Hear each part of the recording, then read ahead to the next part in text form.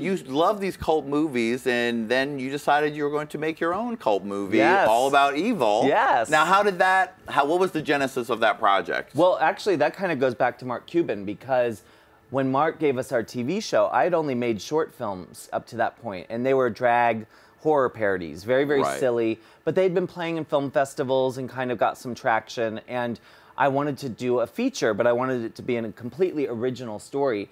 And because of Mark, you know, giving me a TV show, I remember naively thinking, well, I know a billionaire. Right. He'll finance my movie. Of course he will. I mean, duh. So I actually wrote the script. It was the motivation to write the script. And so once the script was written, a friend of mine, a very good friend of mine, said, I'll produce it. Darren Stein, who you've had on this show. Right, yeah. Yeah, so the guy who wrote and directed Jawbreaker came to me and said, I'll produce your movie. And he also directed GBF recently.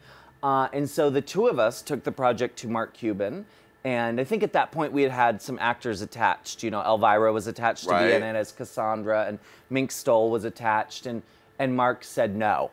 So, wow. So it wasn't, but it wasn't a mean no. It was, I'm not financing films right now. We're acquiring and we're distributing.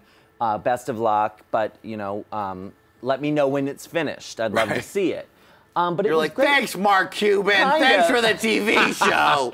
Kind of, but you know, I really do thank him, because I think it got me to the place, you know, it's all about believing. Movies are so audacious. Anyone who makes a movie, I think more than talent, you've got to have audacity to think you can do this, and you deserve to do it. You just have to be super audacious. And I think because Mark had, you know, taken that chance on me, it gave me the belief that I could do it. Whether I really should have believed it or not, I don't know. But, you know, I did, and so then we found the money, you know, over time. And you did it. You got Natasha Lyonne to star. Yeah, Natasha stars you got in it. Elvira. And in the movie, just give a little synopsis for people who haven't seen it. Okay, so Natasha Lyonne from Orange is the New Black, But I'm a Cheerleader. She plays a woman who inherits her father's old movie theater.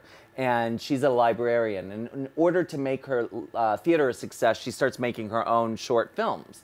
And San Francisco falls in love with her films. But what they don't realize is she's just murdering the people in the movies. So they're actually kind of like snuff films. Right. And they're really great, and people really love them. And she's doing them all based on works of literature, because she's a librarian. So one of her most renowned is A Tale of Two Severed Titties, you know, where she actually sticks a woman's breasts into a guillotine. Yeah, it's really, that's the one that always gets cut from television when it airs on TV.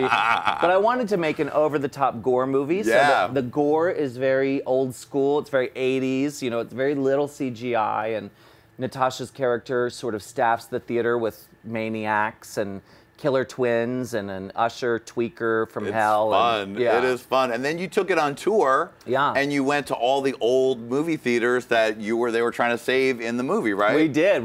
We toured the country and went from cinema to cinema to cinema. So its theatrical release was kind of like us going across the country, and then it would open in a different place. And I think in the US we did like 17 cities, and then internationally we did some as well.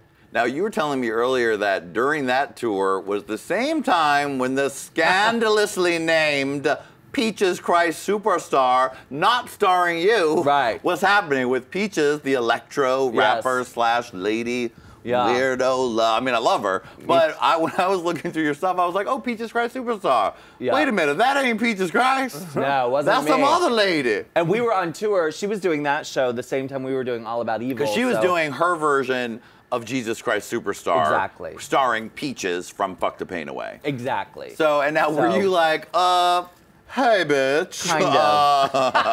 Hey, bitch. At first, I was horrified, you know, because it was kind of like, what? I mean, it was one thing to always be like, you know, sharing the same first name. You know, that was confusing enough, because, of course, a lot of people who love Peaches, her, love drag. And so there was some overlap there. And so we actually ended up meeting through mutual friends and kind of becoming friendly. and then ended up working together. So I actually knew her. So when I saw that she was doing Peaches Cry Superstar, I was kind of like, what? But then when I read what it was, which is that she's literally doing the Andrew Lloyd Webber musical, I thought, well, what else is she gonna call it? Yeah, you know, I mean, exactly. she absolutely has to call it that. So it was fine. She wasn't showing the old Jesus Christ Superstar movie with a sassy skit starring herself in front, and that would be worse something would be else. Like just her doing her concert or naming her album that. You know what I mean? It was like it was completely related to what she was doing. Yeah, well, I'm glad that you kept it inside. You didn't make an enemy. Well, you know, like when you're an aging, you know, seasoned queen, you learn over the years when to be bitter and when to let it go. There are so many times when I've learned, like, aren't I glad I'm not 21 anymore, so I can just brush it off and keep on going. Yeah, I would have probably freaked out and made a fool of myself, you know. For more, hey Qween! Check us out on theStream.tv. Subscribe to us on YouTube and Daily Motion, and follow us on Twitter and Facebook. And we'll just have a gay old time, right, baby? Yes, honey. Yes, honey. Yes, honey.